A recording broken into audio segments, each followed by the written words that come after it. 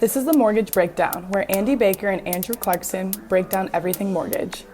Welcome to the Mortgage Breakdown. Welcome back, everyone. Yeah, here we are, episode 6. Correct. And today we are talking about a referral-based business. Yep. So referral-based business translates very well when we're talking about realtors or we're talking about mortgage lenders. I look at those two type of sales jobs as pretty similar in terms of how you have to get referrals and get business through the door. Yeah, and again, I think it goes back to last week's with networking. You know, now that you've created this circle, you know, we were talking about, you know, don't go into it looking for, you know, the end game, but at some point now you've created this network. Where are you going to take it? You know, how are you going to get your business? How are you going to actually leverage that network? Right. I was thinking about that too, because coming off our last episode with networking, this one kind of leads into naturally, right? Sure. Because I think you got to have a really good network and you have to be really on top of your game in networking to create that referral-based business. You know, when I look at different careers, my own career, for example, I, you know, started off in a company where referrals were given to me. Oh, right. And I was just calling on them, Sure. you know, and then that was good because it helped me learn the business. And I think a lot of salespeople have to start there just to get their chops so they know exactly once they are working with a customer how to do it. And then as that evolves, you start working with your own clientele. And the way that you get that is through a referral network. Yep. So it's the network, and I say the network because it's one that you create for yourself. It could be through what we were talking about with our networking program of our inner circle. And that's really how I think it's a really good base to establish it, Sure. is creating your inner circle. You know, do you have somebody that's an electrician? Do you have somebody, you know, that's an attorney? Do you have somebody that's a CPA? And how are all these leads, you know, coming into you? And what kind of value can you put back on those people to make sure that it's a two-way relationship? Yeah, definitely. You know, it's one of those things that Todd Duncan talks about this all the time. You know, it's everyone knows someone that, you know, that trusts you, that you're on their inner circle, that you could feel comfortable approaching them saying, hey, would you introduce me to someone in this industry? Or I know you know someone in this area. I'd like to meet someone. Who would you suggest I meet? And so then it's not that cold call anymore. It's, you know, you have that warm handoff from someone in your inner circle to someone in their inner circle, and you bridge that gap, you know, and then it's just a matter of, you know, going through the steps of that, you know, gaining that referrals. You know, you can't go in there right off the gate and expect to get something. You know, it's building that trust, building that relationship with them, you know, setting the appointment, you know, giving them something value added that you can bring to the table for them, and then, you know, doing your follow-ups, you know, and staying top of mind, as they say, with them, you know, so that when that opportunity does come up, You're ready, and they remember you. It wasn't like, oh, that guy that, you know, called on me 6 months ago. It's someone that's consistent and always, you know, there and staying pointed, and then finally asking for that business, you know, that you have to make that. I think so many people miss that final step where they don't ever just flat out say, hey, you know, I'm ready, you know, I want some business from you, or I want you to introduce me to somebody else, kind of a thing. So you're, you know, and put your own spin on it, right? Yeah, make it your own, Yeah. just like you said, make it your own. Yeah. It's, you know, that's one thing that I think a lot of salespeople miss out on, that opportunity, is when they're in that room with a captivated audience like your customer or a realtor or somebody else that's, and then it could be the title person, right? They miss that step of kind of adding value to them, and then also just asking for business, asking for it. You know, if you don't know how to do it, maybe you just go to the basics and say, hey, I work in a referral-based business, and one thing that I do is I give top-notch service to my clients, and I know that you perform the same way for your clients. If you have, you know, 2 leads that you're working on right now, I'd love to help you with those so we can see how we work together. Yeah. Even if it's something as basic as that and you don't know where to start, lead with that, or, you know, come up with your own little elevator pitch and how you're going to do it.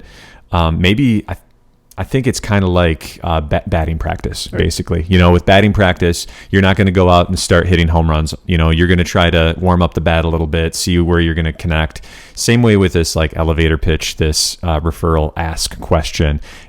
It might come off a little unnatural at first, but I guarantee if you keep doing it over and over and over again, you're going to find the words, you're going to find the way to do it in a non-salesy type way, because that's the thing that we got to get by, is not being salesy. I hate that word. Yeah, exactly. You know, and it's your friends and family that, if you're just starting out, where you feel more comfortable doing that, and then growing that circle out and growing that network out to where it just comes naturally. And again too, if you're a mortgage lender, halfway through the process, if it's going well, ask for it then. Obviously the big one is at the closing table. True. Now everybody's happy, keys are getting exchanged, everybody forgot about all that documentation that you asked and required and all this stuff.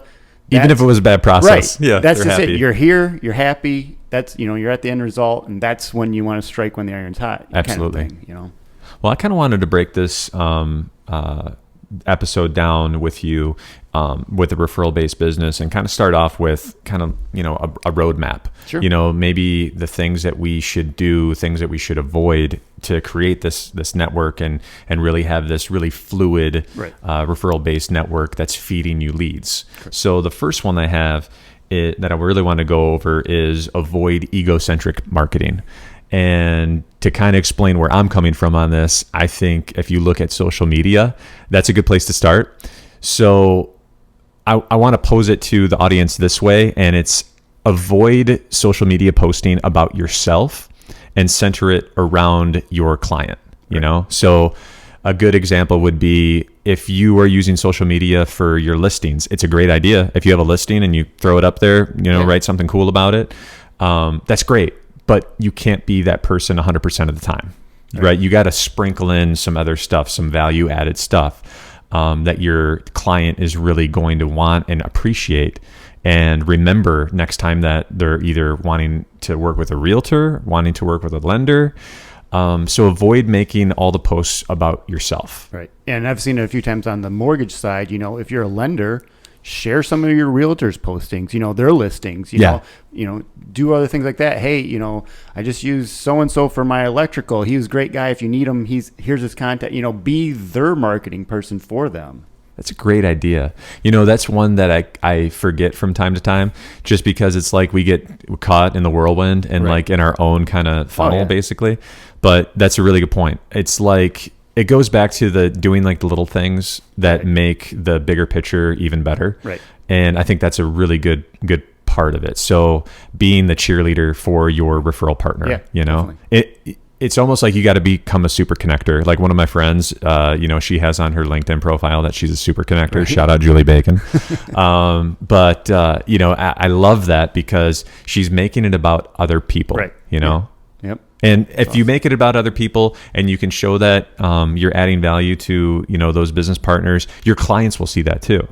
And, your clients will say, I want to work with that person because one, they're so knowledgeable. It seems like they know everybody. Right. And maybe that will give me an inch when it comes to, getting the bid on the house or getting into the right loan program that seems like they know everything, Exactly. Yep. Yeah. So instead, it's embracing this customer-centric marketing, so you kind of look for ways to, when you're creating that content, to make it focus around your client. So if you are posting about, 5 ways that you can add value to your home, that'd be a great one. And there's going to be people that you talk to and they're going to say, hey, Mr. Loan Officer, I want to, move. Well, why do you want to move? You really got to have that conversation. Well, because the space just isn't working for me right now. I want newer finishes and stuff. Well, have you considered, renovating instead of moving at this point? Or it's, I've outgrown the space. I know a great realtor that I need to put you in touch with. They actually specialize in moving people up, and they'll do, a value market analysis for your house, and they'll show you how you can add value into the next house. So it's just all these little ways. Do you have any sort, when it comes to working with your LOs or? Yeah, well, what comes to mind for me is, a lot of these, the MI reps that come to my office, it's almost become a commodity where, with the risk-based pricing, it's like, how can you really compete on that? And the ones that I use myself and that I ask my team to use are the ones that come in and share other information. Like we'll come in and have a meeting and we'll maybe talk about MI for, 2 2-3 minutes, but we're talking about everything else, in the industry, what's going on. We just had one recently that showed me a whole survey that they did about how LOs are feeling in the market now, like if they're thinking about making a move, or how they think technology is going to affect, are LOs still going to be around? It's just all those types of things where, to me, it's that trust-based selling, like Todd Duncan talks about, where again, it's, you're building that rapport, you're adding value, you're doing everything other than, hey, here's my rate, because and it's the same thing, going in live, to a real estate office or to a builder, you have your flyer and you say, oh, here's my program and here's my rate. Well, great. That's the same thing that everybody down the street has as well too. It's different ways that you can set yourself apart. And again, it's almost better not to talk about yourself or your business. Yeah. Talk about them, talk about their business. Yeah, that's true. Because there's two ways about going into sales calls, and it could be a sales call if you're a loan officer with a realtor or a different vendor, or it could be a sales call if you're a realtor and you're giving that, trying to get that listing appointment, There's the info dumping way, or there's the add value way. Right. And before you go into those meetings, you really need to figure out what makes those people tick. And, if you're a loan officer that's trying to, work with a realtor, have you really Googled, searched them and looked at them on LinkedIn and their social media profiles and see, well, what kind of real estate do they do? Right. Are they a listing agent? Are they a selling agent? Do they have a rental portfolio for themselves? Do they do any rentals? Right. So you really got to shape that up so you can see, going into that meeting, how am I going to make this presentation work, and where do I fit in the picture? Right. Every loan officer out there, it's like, I love that, a lot of them are so passionate about their place that they work for, or the products that they offer, or their pricing. But a lot of the time, it's much more than that. Sure. It's, why do you exist as a loan officer, and where do you add value, and where do you fit into the picture of working with this particular referral partner? Exactly. If you kind of have crystal clear thought before you go into those meetings, I think that's going to be, much better in terms of getting results. So we've been talking a little bit about social media, but it's something that is great, and I think it's a gold mine, but you can't just rely solely on social media, right? Right. So what about in terms of working with, various referral partners and building those people up?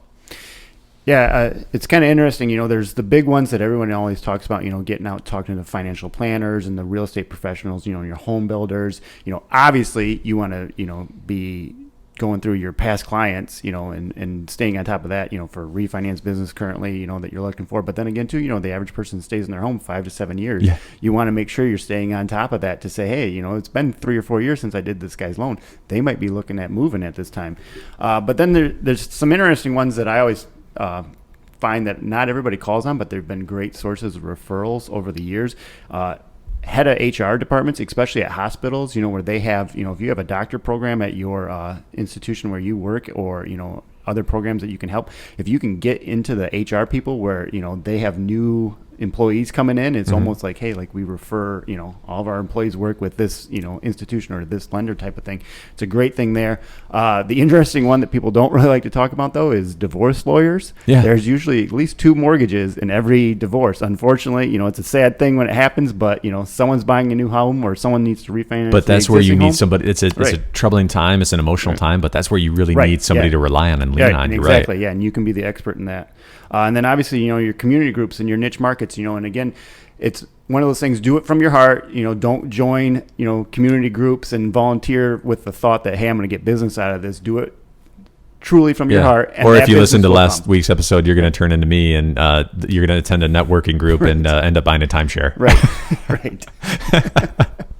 Nice. But yeah, again, it's you got to get out from behind the desk. Yeah, so many of us, especially with email and then social media, like we were talking about, it's easy to think like, hey, I'm doing all this stuff, but yeah, you got to get out from behind the chair every once in a while and actually go shake some hands and meet people. Absolutely. I mean, I love that this is backing right up to our networking episode, because this is reminding me outside of social media, the networking part of it, which is if you haven't established any sort of inner circle or know where to start, I think the best place to start is maybe with some of your local boards or associations, Check out some mortgage associations locally around you, because people want to work with local people when it comes down to it. Exactly. Yes, do they like the ease of use of online? Sure. But a lot of the local lenders now have that same online presence and feature, and they can do pretty much the same thing. Oh yeah. So really building out that network, trying to locate that if possible, going to those associations, going to those meetings. It might take going to, a dozen of these meetings before you find one that really clicks. Yeah. And again, make it something that, you can add value to, something that interests you, so that you have some passion behind it. Don't go into it looking for business, but again, I think it all really boils down to, and it's your last point here, is that, ask for the business, don't let it just slip past you, and I think that's that last step that so many people miss, is actually truly doing a trial, ask, gauging where they're at. I hear most people miss it because, the feedback that I get is that I don't know what to say yet, or I don't know how to ask it, or I'm just not comfortable doing it. And if you're not comfortable doing it, or if you fit into that category, which I swear is 90% of the people, because we both have, it's very rarely do you have extrovert. Sometimes you're a good mix of extrovert and introvert. Right. So if you're nervous about that, just write out like a 30-second, 15-second little pitch, and kind of refine it, and then try it out one time. Right. You're not going to truly find out if it's the right thing to ask for you unless you try it out. And then over time, it's going to evolve into something, even better. And that kind of leads into the last point that you're talking about with don't let a closing go to waste. When we're as a lender, you have to be there 100% of the time at a closing, because it's so important. It's the last impression you're going to leave on people. Just like you said earlier, even if it was a bad process or a long process, you got the keys in your hand and the customers are good to go. They're so happy at that point. Even if they've been through this tumultuous ride, which hopefully it wasn't, they're working with you, the expert, and you have the best process out there. So it's kind of interesting. It's an old study that's been around for a long time, but you actually get more loyal customers if they've gone through a little bit of hardship. If it goes exactly as expected, right?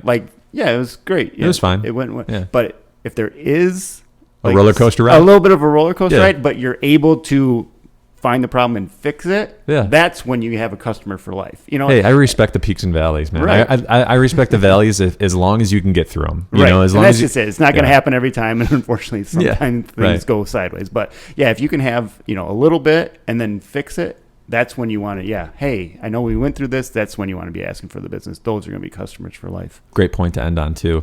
Any final thoughts before we go? Yeah, again, that's just it. Just ask for the business. Make sure that you're trying it.